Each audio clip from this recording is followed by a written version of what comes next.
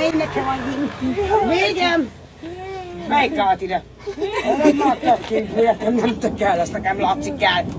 Jaj! De már üljél már fel! Ja. Mire meg a kedvünk tényleg? Nem tudom, hazamegyek a veszteméhez, ami a hossz. Máma kinnálszak a házban, vagy a földön, vagy honkel, vagy na, se ágyam, se éntem, se gatyám, nem tudom. De hát oda, nézzetek oda, hogy ki lehet bírni osztán, hely! Szabnak meg le. Jó, de jó kipufogót.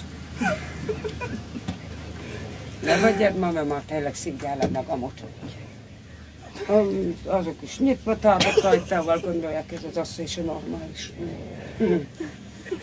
Remélem a családommal is, Mónika sárga, ne tudni. Mi van, mehetünk? Hova indulnak? Ma mehetünk?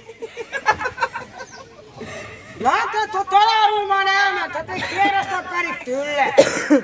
Látod, mi ahol leültem, akkor szót fogadtam tanárnéni. Vagy kolléganő, vagy nem tudom már ki maga. Majd jövőre beállunk. Tessék! Ja, köszönöm, jó szigorú tetszenek lenni. Azt mondja, hogy szigorú vagy! No, fel. Igen, talán egy pisilni kimehetek? Nem, akkor beengedem. Vagy hozol egy bilit. Kakálni se? Jó, tartogatok. Nem lásom, már szorolásom van. Már szorongok. Előle, hátul. Hát nem láss a tanárnő. Tanárnéni, már szorongásom van. Van, kurva,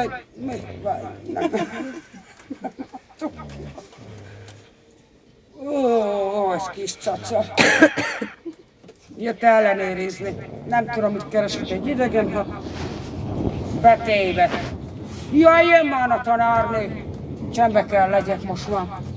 Azt mondta a tanárban, hogy mindenki jön a kisre. A tanár úr miért ment el? Mert annak el kellett mennie. Én pedig mondtam neki, hogy üljek fel. Már fázunk. Nem engedek. Azok, ha majd vagyok.